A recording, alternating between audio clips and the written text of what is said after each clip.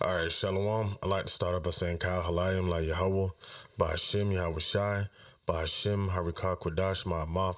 Double honors to the elder apostles, a great millstone, and my elder Harawan as well. Salutations to the Akim that are pushing his truth and sincerity and truth.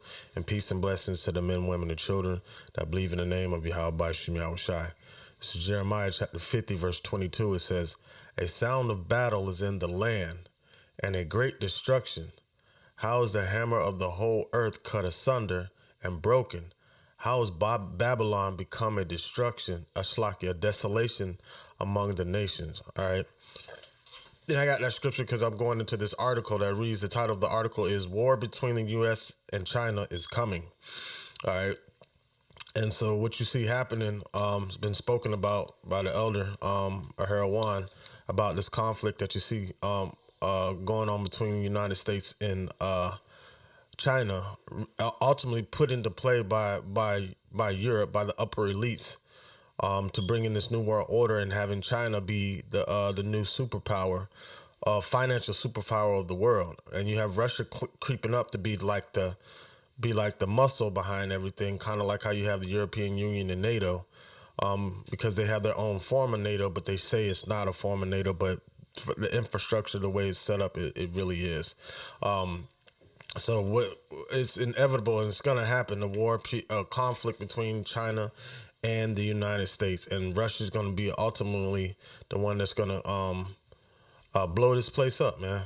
Blow this place up. It's all spiritual. It's all according to the will and the power of Yahweh Ba'Shem Yahweh Shai. It says the sound of battle is in the land of a great destruction, and that great destruction is going to come from ultimately these ICBM missiles, but it's judgment from Yahweh Ba'Shem Yahweh Shai. All right, so let me get a couple of I'm gonna go into this article a little bit. It says war between the United States and China is coming.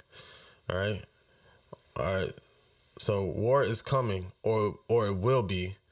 All right, it says the war is come, or it will be, without a major and a sustained change in how Washington forms policies into the Indo-Pacific regions. All right, and they're always forming these wicked policies. You know what I'm saying? Draconian measures on pretty much everybody, man. It's not just only the citizens of the United States, but they do that all around the world in the name of democracy. They kill innocent people just to promote their agenda and do regime changes according, especially how they did it in the Middle East, dealing with all the oil producing countries over in that area.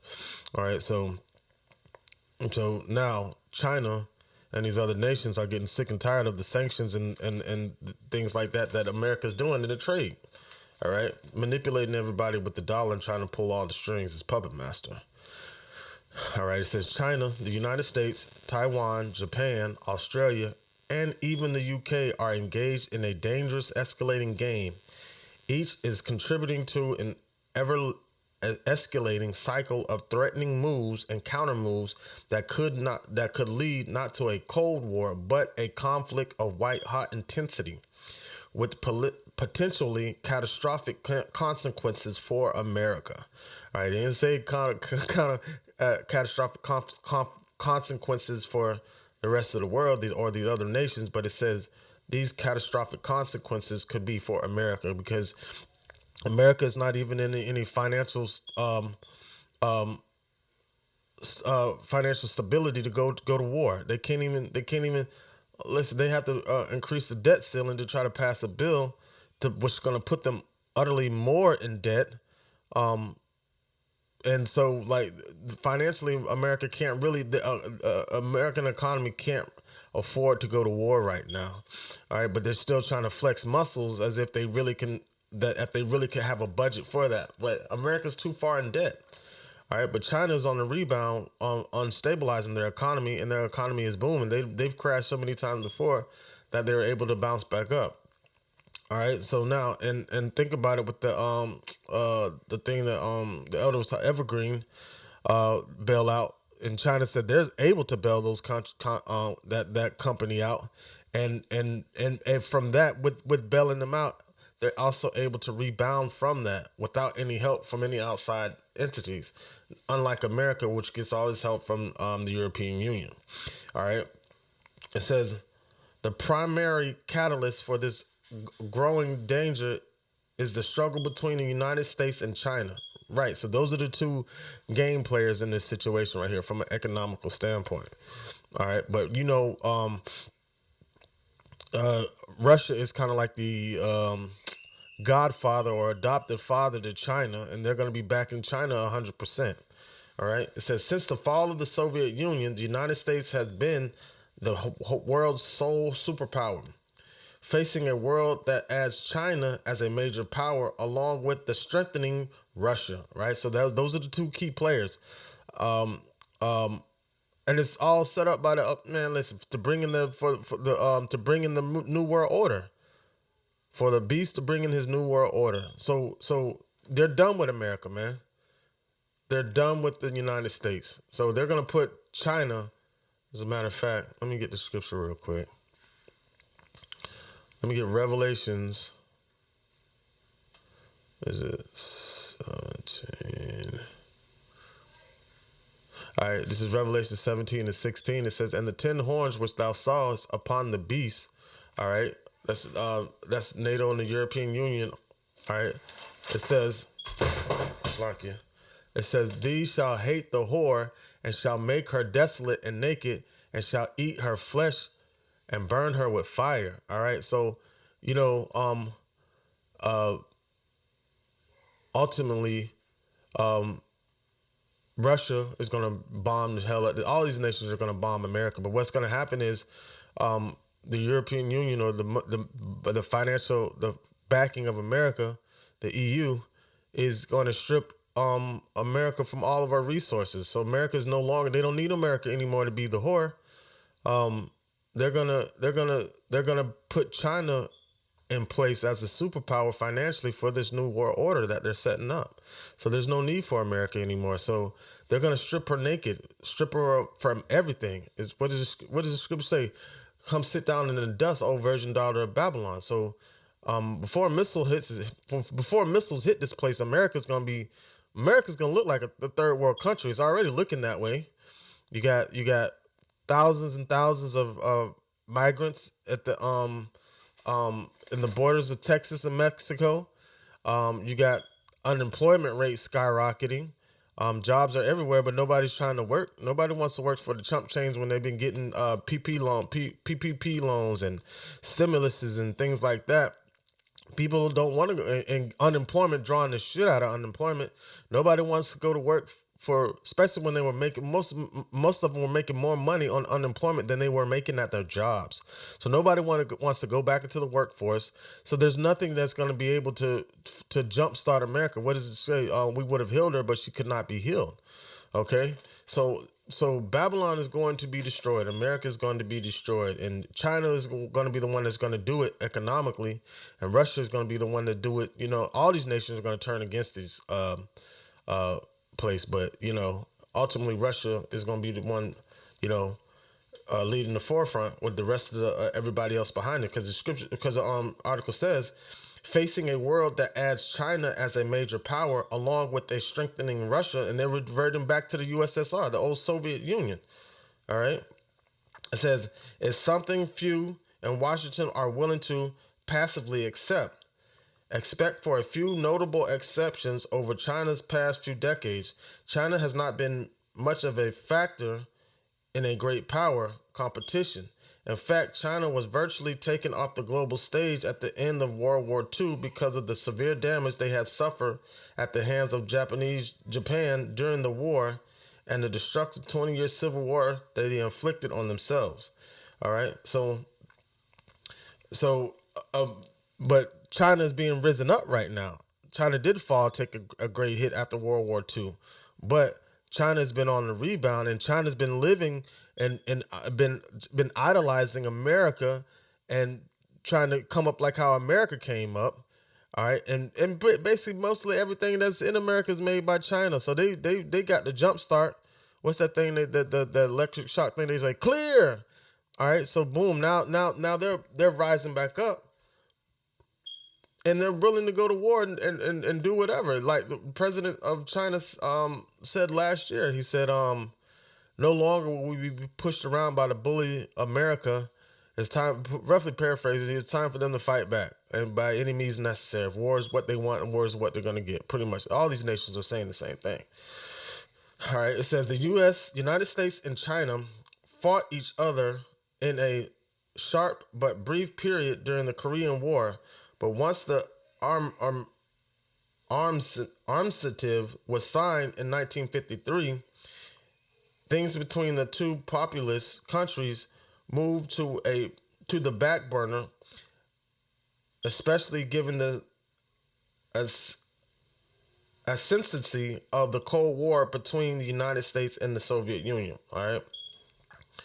It says after the initial Soviet nuclear test in 1949, Moscow and Washington began an arms race that included massive lands, armies, and exploding numbers of nuclear weapons. The world quickly divided into two camps, the Americans and the Soviets. China was then backwards undeveloped country that was more concerned with trying to feed the peoples amidst China's leader Mao's slaughter. It says of millions of his own people, then playing any role in the international stage. The Cold War balance of power was roughly stabilized until the 90s when everything changed. All right. It says in 1991, the U.S. led a massive coalition of armies and air forces in the Middle East to fight Iraq and Desert Storm, crushing what at that time was the fifth largest army in the world. Barely a year later, the USSR employed and collapsed, existing the world stage. It says that left the United States as the winner of the Cold War in the position of undisputed global supremacy in both economic and military terms. All right, and that was done.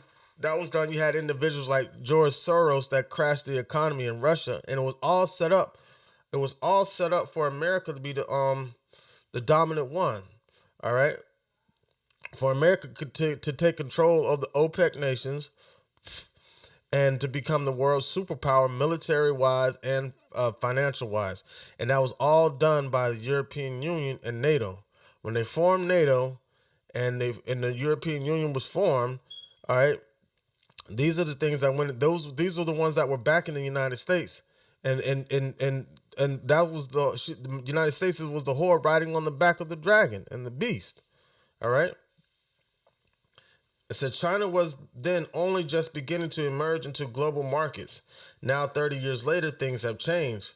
Following Desert Storm, China made a concert effort to study the American way of war and to build a force that could someday defeat the United States military. Over the past 20 years, China has been increasing its defense spending an eye-dropping average of 10% per year. According to the Department of Defense, most recent annual reports to Congress on Chinese military capabilities, China's has military reached near partially with the United States in the region. And indeed, as the report shows, China is already ahead of the United States in certain areas.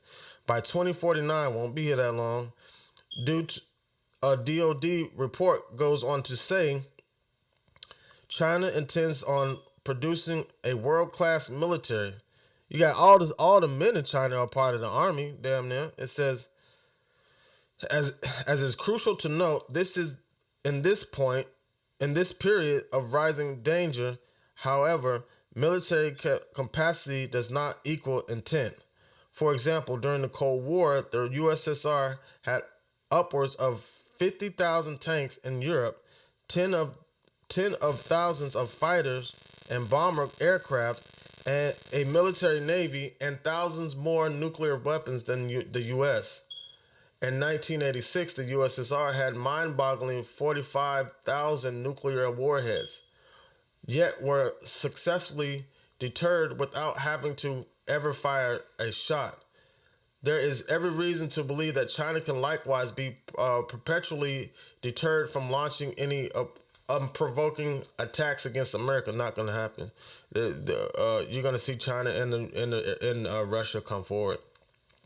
It says the continued advancement of China's conventional military power makes it entirely responsible for Washington to maintain its high caliber global military power and even to strengthen our readiness capacity.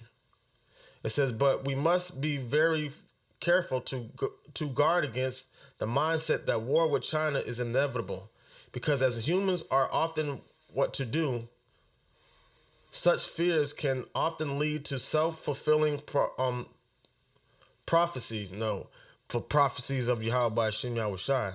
All right, because it's all prophetic. It's all the doing of Yahweh Hashem Yahushai.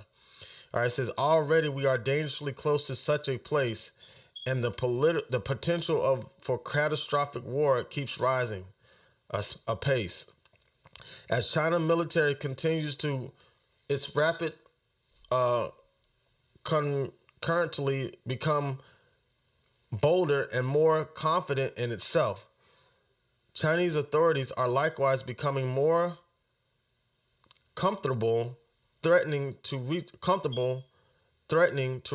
Taiwan by force, recently warning anyone who gets in their way will have their heads bashed bloody. That's what it was. All right. It says, against a great wall of steel. That was the quote that I was trying to say he said. All right. That was a quote that the Chinese Prime Minister, President, whatever they call it, Kim Jae-sing or whatever his name is. That's what he said. Anybody that gets in their way dealing with the issues with Taiwan will have their head bashed bloody by the steel curtain, wall of steel. All right. It says, this increasing assertiveness from China is being watched in the West. All right. The Pentagon has added new military bases in the region, requested $27 billion from Congress to expand military capacity and in the Indo-Pacific region, and has warned that China will seize Taiwan in the near future. All right. It says many leading figures in the United States openly advocate for giving direct security guarantees to Taiwan. Australian military leaders privily believe a war with China over Taiwan is a high likelihood. Japanese leaders openly say they would consider a Chinese invasion of Taiwan to be an essential threat and would join any U.S. war against China. All right, but with what? You know, I mean, Japan is not going to do nothing. Nobody's going to side when war breaks out. Nobody's going to side with America. Everybody's going to turn against America. All right. All right. So there's a lot more on this article. I'll put the link to it in the description box, and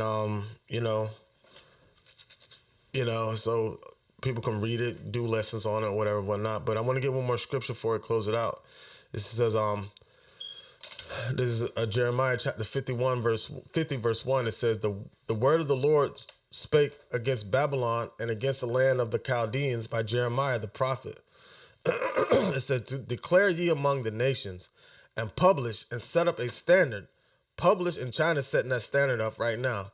All right. Publish and conceal not. Say Babylon is taken. Bel is confounded. Moraduk is broken in pieces. Her idols are confounded. Her images are broken in pieces. For out of the north there cometh up a nation against her, which shall make her land desolate, and none shall dwell therein. They shall move, they shall remove, they shall depart, both man and beast. And that's ultimately the destruction that these missiles are going to hit this place when Russia comes in and invade and bombs this place, man. And that's just it. It's all according to the power and the will of Yahweh Hashem Yahushai. All right. So China's gonna make this place fall economically. It's all. It's really the Europe. You know what I'm saying? Europe, doing this to bring in the New World Order, man. They're bringing in the New World Order, and they don't need United States to be the powerhouse. All right. They're just like George Soros. Crash the economy in Russia. They're going to do the same thing in America. Strip her naked, make her bare, make her desolate, burn her with fire. All right, Lord willing, this lesson was edifying to serve its purpose in the light. Say, Ka halayim la Yahweh, by Hashem Yahweh Shai, by Hashem Harikah Kwadash, my mouth. Double honors to the elder apostles, a great millstone, and my elder Herawan as well. Salutation to the Akim that are pushing the truth and sincerity and truth, and peace and blessings to the men, women, and children that believe in the name of Yahweh by Hashem Yahweh Shai. Shalom.